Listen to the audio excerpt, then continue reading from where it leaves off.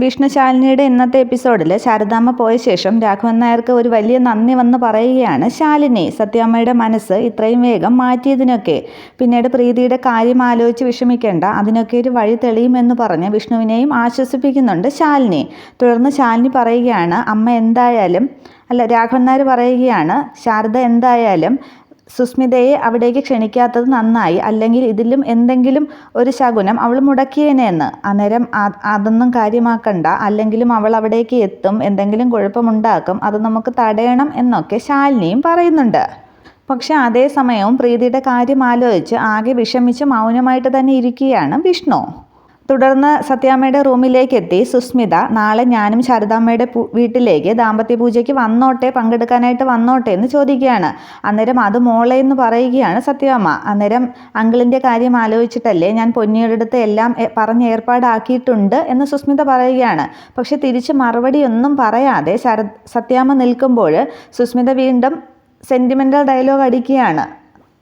ഭാഗ്യമുണ്ടായിരുന്നെങ്കിൽ ഈ വർഷം എനിക്കും ഒരു ദാമ്പത്യ പൂജ നടത്താൻ പറ്റുമായിരുന്നു, അതിനുള്ള യോഗമില്ലാതായിപ്പോയി എന്നൊക്കെയുള്ള ഒരു സങ്കടഭാവത്തിൽ സുസ്മിത നിൽക്കുന്നുണ്ട്.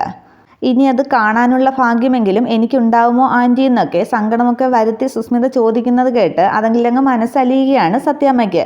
സാരമില്ല, മോള് വന്നോളൂ എന്ന് സന്തോഷത്തോടു കൂടി സത്യഭാമ സുസ്മിതയോട് പറയുകയാണ്. അത് കേട്ട് സുസ്മിതയ്ക്കും സന്തോഷമാകുന്നുണ്ട്.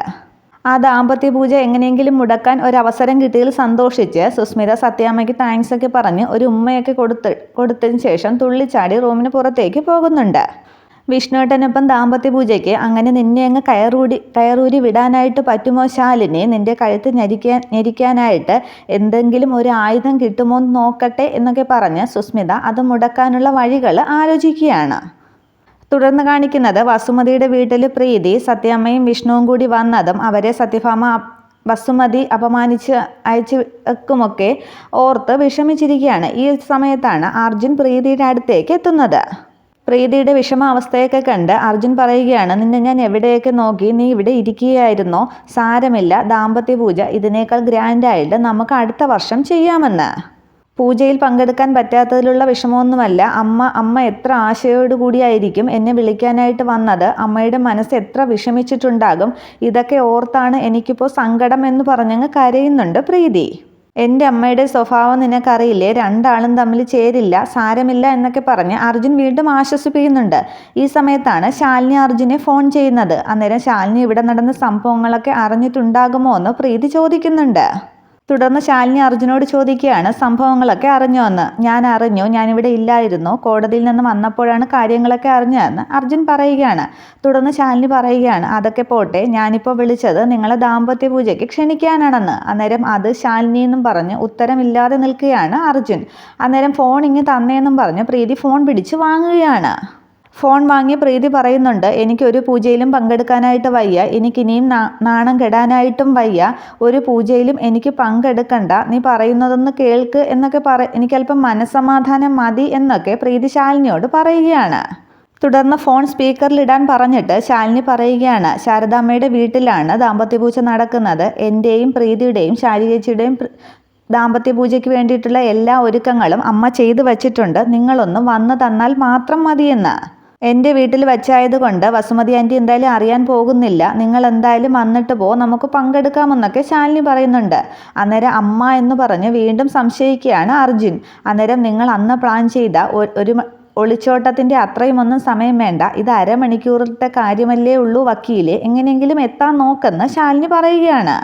സത്യാമ്മയൊക്കെ വരുന്നുണ്ട് എൻ്റെ വീട്ടിലേക്ക് പൂജയ്ക്ക്, പക്ഷേ പ്രീതി വരുന്ന കാര്യമൊന്നും ഞാൻ പറഞ്ഞിട്ടില്ല, ഇതൊരു സർപ്രൈസ് ആയിക്കോട്ടെ, ഇന്ന് ഒരുപാട് ചൂടായതല്ലേ, അത് നമുക്കൊന്ന് തണുപ്പിച്ചെടുക്കണ്ടേ, അപ്പോൾ എങ്ങനെയാ ചാടാൻ പറ്റുമോ വക്കീലേ എന്ന് ചോദിക്കുകയാണ് ശാലിനി. തുടർന്ന് നോക്കാമെന്ന് അർജുൻ പറയുമ്പോൾ നോക്കിയാൽ മാത്രം പോരാ, അമ്പലത്തിലേക്കോ മറ്റോ എന്ന് പറഞ്ഞ് ചാടാൻ നോക്കെന്ന് പറയുകയാണ്. അന്നേരം ശരി എന്നും പറഞ്ഞ് സമ്മതിക്കുകയാണ് അർജുൻ. അന്നേരം ഒരുപാട് സന്തോഷമാകുന്നുണ്ട് പ്രീതിക്കും ശാലിനിക്കും. തുടർന്ന് കാണിക്കുന്നത് ശാരദാമ്മയുടെ ഹോട്ടലാണ്. അവിടെ ഹോട്ടൽ അടയ്ക്കാനുള്ള വെപ്രാളത്തിലാണ് ശാന്തയും രാജിയുമൊക്കെ. അവർ സംസാരിക്കുന്നുണ്ട്. ഹോട്ടൽ ഇന്ന് നേരത്തെ അടച്ചത് ഭാഗ്യമായി, ചന്ദ്രേട്ടനെ ഇന്ന് വെളിവോടെ കാണാമല്ലോ എന്നൊക്കെ ശാന്ത പറയുന്നുണ്ട്. തുടർന്ന് നാളെ അവധിയല്ലേ എന്ന് ശ്യാമയോട് അവർ തിരക്കുകയാണ്. അന്നേരം അവധിയൊക്കെ തന്നെ, പക്ഷേ രണ്ടാളും മൂടിപ്പൊതിച്ച് കിടന്നുറങ്ങാമെന്നൊന്നും കരുതണ്ട. നേരം പരപരാന്ന് വെളുക്കുമ്പോൾ തന്നെ രണ്ടുപേരും ഇങ്ങോട്ടത്തേക്ക് വന്നേക്കണം. ദാമ്പത്യ പൂജയ്ക്ക് നിങ്ങളുടെ എല്ലാ സഹായവും വേണം എന്നൊക്കെ ശ്യാമ അവരോട് സംസാരിക്കുകയാണ്. തുടർന്ന് ദാമ്പത്യ പൂജ എന്താണെന്ന് ശ്യാമ ശാന്തയോട് ചോദിക്കുകയാണ്. തുടർന്ന് അതിനെക്കുറിച്ചുള്ള സങ്കല്പങ്ങളും ഐതിഹ്യങ്ങളും ഒക്കെ ശ്യാമയ്ക്ക് പറഞ്ഞു കൊടുക്കുന്നുണ്ട്. തുടർന്ന് ശ്യാമ അപ്പോൾ എല്ലാവർക്കും ദാമ്പത്യ പൂജ നടത്തിക്കൂടെ എന്ന് ചോദിക്കുകയാണ്. അന്നേരം അതിനൊരു പ്രശ്നമുണ്ട്. ദമ്പതികളെ പീഠത്തിലേക്ക് കൈപിടിച്ച് കയറ്റുന്നതും പൂജ നടത്തുന്നതുമൊക്കെ മാതൃസ്ഥാനത്തിരിക്കുന്ന ആളാണ്. അപ്പോൾ ഈ പൂജയ്ക്ക് എന്തെങ്കിലും മുടക്കം സംഭവിച്ചാൽ അവർക്ക് ദോഷം സംഭവിക്കും എന്ന് പറയുകയാണ് ശാന്ത. അന്നേരം ശ്യാമയ്ക്കൊന്ന് പേടിയാവുന്നുണ്ട്. ഈ നടത്താൻ പോണ ദാമ്പത്യ പൂജ മുടങ്ങുമോ എന്നോർത്ത്. അപ്പോൾ ദോഷം ശാരദാമ്മയ്ക്കല്ലേ സംഭവിക്കുക എന്നോർത്ത് വിഷമിക്കുകയാണ് ശ്യാമ. അന്നേരം മോള് ധൈര്യമായിട്ടിരിക്കെ, ഒരു മുടക്കവും ഈ ദാമ്പത്യ പൂജയ്ക്ക് വരാനായിട്ട് പ്രാർത്ഥിക്ക് എന്നൊക്കെ ശാന്തയും രാജിയും ശ്യാമയോട് പറഞ്ഞിട്ട് അവിടെ നിന്ന് പോവുകയാണ്. പക്ഷെ അതിനെക്കുറിച്ചോർത്ത് പിന്നീട് ആകെ വിഷമിച്ച് നിൽക്കുന്നുണ്ട് ശ്യാമ. തുടർന്ന് കാണിക്കുന്നത് രാത്രിയാണ്. അവിടെ വിഷ്ണു ആണെങ്കിൽ റൂമിൽ ശാലിനി ഇല്ലാത്തത് കാരണവും ശാലിനി ഒന്ന് കാണാൻ പറ്റാത്തതിന് കാരണവും ആകെ വിഷമിച്ച് റൂമിൽ അങ്ങോട്ടും ഇങ്ങോട്ടും ഒക്കെ ദേഷ്യത്തോടെ നടക്കുകയും കൈകൊണ്ട് ചുവരിലിടിക്കുകയും ഒക്കെ ചെയ്യുന്നുണ്ട്. അതിനുശേഷം കാണിക്കുന്നത് ശാലിനിയും സുസ്മിതയും കൂടി കിടന്നുറങ്ങുന്നതാണ്. അതേസമയം സുസ്മിത പെട്ടെന്ന് ഉണരുകയാണ്. അന്നേരം സുസ്മിതയ്ക്ക് നന്നായിട്ട് ദാഹിക്കുന്നുണ്ട്. ശാലിനി ഒന്ന് നോക്കിയിട്ട് ഒരു തുള്ളി വെള്ളം പോലും കൊണ്ടുവയ്ക്കാതെ പോത്തുപോലെ കിടന്ന് ഉറങ്ങുകയാണ് എന്ന് പറഞ്ഞ് വെള്ളം എടുക്കാനായി ഡോറ് തുറന്ന് സുസ്മിത താഴേക്ക് ഇറങ്ങി വരികയാണ്. ഇതേ സമയം വിഷ്ണുവും ശാലിനി ഇപ്പോൾ എന്ത് ചെയ്യുകയായിരിക്കും, ഉറങ്ങിക്കാണുമോ, ഒന്ന് പോയി നോക്കാം, നോക്കുന്നതിൽ കുഴപ്പമൊന്നും ഇല്ലല്ലോ എന്നും പറഞ്ഞ് റൂമിന് പുറത്തേക്ക് ഇറങ്ങി വരുന്നുണ്ട്. അതിനുശേഷം വിഷ്ണു എല്ലാവരും ഉറക്കമായോ എന്നൊക്കെ ശ്രദ്ധിക്കാനായിട്ട് മോളിൽ നിന്ന് താഴേക്ക് നോക്കുമ്പോൾ സുസ്മിതയെ കാണുകയാണ്. സുസ്മിതയെ കണ്ട് പെട്ടെന്നങ്ങ് ഒളിക്കുകയാണ് വിഷ്ണു. അതേസമയം സുസ്മിത സംസാരിക്കുകയാണ്. വെള്ളം കൊണ്ടുവയ്ക്കാനായിട്ട് ജോലിക്കാരിയോട് പറഞ്ഞാൽ കേൾക്കത്തുമില്ല, കൊണ്ടുവച്ചാലോ പോത്തുപോലെ കിടന്നുറക്കാനായിട്ട് ഇപ്പോൾ വേറൊരു ടീം വന്നിട്ടുണ്ടല്ലോ എന്നൊക്കെ സ്വയമേങ്ങ് പറഞ്ഞിട്ട് ഹാളിലൂടെ നടന്നങ്ങ് വെള്ളം കുടിക്കുകയാണ് സുസ്മിത. സുസ്മിതയുടെ സംസാരമൊക്കെ കേട്ടിട്ട് ഈ പിശാചിന് രാത്രി ഉറക്കവുമില്ലേ, ചെറിയൊരു പണി കൊടുത്തില്ലെങ്കിൽ എനിക്ക് മനസ്സമാധാനം കിട്ടില്ല എന്ന് ചിന്തിച്ചിട്ട് സുസ്മിതയ്ക്ക് ഒരു പണി കൊടുക്കാനായിട്ട് ശ്രമിക്കുകയാണ് വിഷ്ണു. തുടർന്ന് വിഷ്ണു പോയി മെയിൻ സ്വിച്ച് ഓഫ് ചെയ്യുകയാണ്. അന്നേരം കറണ്ട് പോയോ, ഇനി എങ്ങനെയാ റൂമിലേക്ക് പോവുക എന്നും പറഞ്ഞ് സുസ്മിത ചിന്തിച്ച് നിൽക്കുകയാണ്. അന്നേരം വിഷ്ണു മെയിൻ സ്വിച്ച് ഓൺ ആക്കുകയാണ്. ആഹാ വന്നല്ലോ എന്ന് പറഞ്ഞ് സുസ്മിത അങ്ങ് നിൽക്കുമ്പോൾ വീണ്ടും ഓഫ് ആക്കുകയാണ് മെയിൻ സ്വിച്ച് വിഷ്ണു. ഇതെന്താ ഷോർട്ട് സർക്യൂട്ട് ആണോ എന്നും പറഞ്ഞ് സുസ്മിത ചിന്തിച്ച് നിൽക്കുമ്പോൾ നിന്റെ സർക്യൂട്ട് ഇപ്പോൾ ഷോർട്ടാകാൻ പോകുന്നേ ഉള്ളൂടി എന്നും പറഞ്ഞ് വീണ്ടും ഓൺ ആക്കുന്നു. തുടർന്ന് ഒരുപാട് തവണ വിഷ്ണു മെയിൻ സ്വിച്ച് ഓൺ ആക്കുകയും ഓഫ് ആക്കുകയും ചെയ്യുന്നുണ്ട്. തുടർന്ന് വിഷ്ണു വീണ്ടും ഒന്നുകൂടി സ്വിച്ച് ഓഫാക്കിയ ശേഷം പട്ടി ഓരിയിടുന്ന സൗണ്ടൊക്കെ ഉണ്ടാക്കുകയാണ്. അന്നേരം ആകെ പേടിച്ച് വിയർക്കുകയാണ് സുസ്മിത. പെട്ടെന്ന് വിഷ്ണു വീണ്ടും സ്വിച്ച് ഓണാക്കുകയാണ്. അപ്പോൾ സുസ്മിത ചിന്തിക്കുകയാണ്, അത് ചിലപ്പോൾ പട്ടിക്ക് ഓരിയിടാൻ തോന്നിയിട്ട് ഇട്ടതായിരിക്കും, ഞാനെന്തിനാ പേടിക്കുന്നത് എന്നൊക്കെ പറഞ്ഞ് ധൈര്യം സംഭരിക്കുകയാണ് സുസ്മിത. തുടർന്ന് വീണ്ടും വിഷ്ണു ഓഫാക്കിയ ശേഷം മൊബൈലിൽ കൊച്ചു കരയുന്നതും ചിരിക്കുന്നതുമൊക്കെ സൗണ്ട് കേൾപ്പിക്കുന്നുണ്ട്. തുടർന്ന് വീണ്ടും വിഷ്ണു പട്ടി ഓരിയിടുന്ന ശബ്ദമുണ്ടാകുമ്പോൾ പുറത്തുണ്ടാകുന്ന പട്ടികളെല്ലാം കൂടി ചേർന്ന് ഓരിയിടുകയാണ്. അന്നേരം കറക്റ്റ് സമയത്ത് തന്നെയെന്നും പറഞ്ഞ് അവർക്കൊക്കെ ഫ്ലൈയിങ് കിസ്സൊക്കെ കൊടുക്കുന്നതായിട്ട് കാണിക്കുകയാണ് വിഷ്ണു. അയ്യോ അത് ചെന്നായല്ലേ ഓരിയിടുന്നത്, അല്ലെങ്കിലും ചെന്നായ്ക്ക് മാത്രമല്ലേ ഓരിയിടാൻ കഴിയൂന്നും പറഞ്ഞ് ആകെ വീർത്ത് കുളിച്ച് സുസ്മിത നിൽക്കുകയാണ്. അന്നേരം വീണ്ടും വിഷ്ണു ലൈറ്റ് ഓൺ ആക്കുകയാണ്. അന്നേരം സുസ്മിത ചിന്തിക്കുകയാണ്, ഇവിടെ എവിടെ നിന്നാണ് ചെന്നായ, ഗോസ്റ്റ് എന്ന് പറയുന്നത് ഒരു ഇമാജിനേഷൻ മാത്രമല്ലേ എന്നൊക്കെ ചിന്തിച്ചിട്ട് സുസ്മിത വീണ്ടും മുകളിലേക്ക് പോകാനായിട്ട് ശ്രമിക്കുകയാണ്. തുടർന്ന് വീണ്ടും വിഷ്ണു ലൈറ്റ് ഓഫ് ചെയ്യുമ്പോൾ വീണ്ടും വിഷ്ണു പട്ടി ഓരിയിടുന്ന ശബ്ദമൊക്കെ ഉണ്ടാകുകയാണ്. അന്നേരം കളിക്കല്ലേ, ഇത് സുസ്മിതയാണ്, UK ജോലി ചെയ്യുന്ന എന്ന് പറഞ്ഞ് പറയാൻ തുടങ്ങുമ്പോൾ വിഷ്ണു അങ്ങ് അട്ടഹസിക്കുന്ന ശബ്ദം പുറപ്പെടുവിക്കുകയാണ്.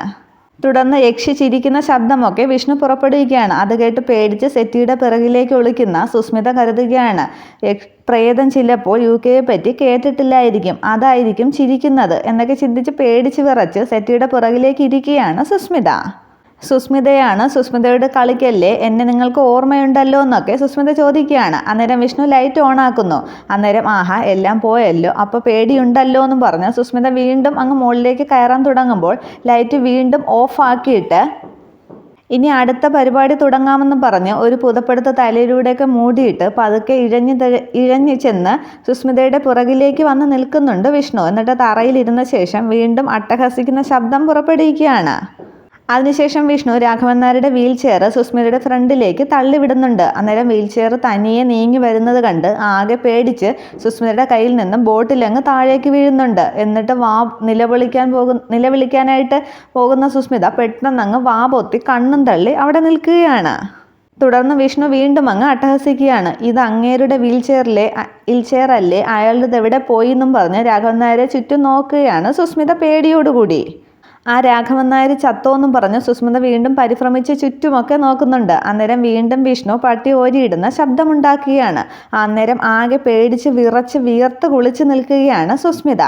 ഇത്രയുമാണ് നാളത്തെ പുതിയ എപ്പിസോഡ്. Okay, thank you.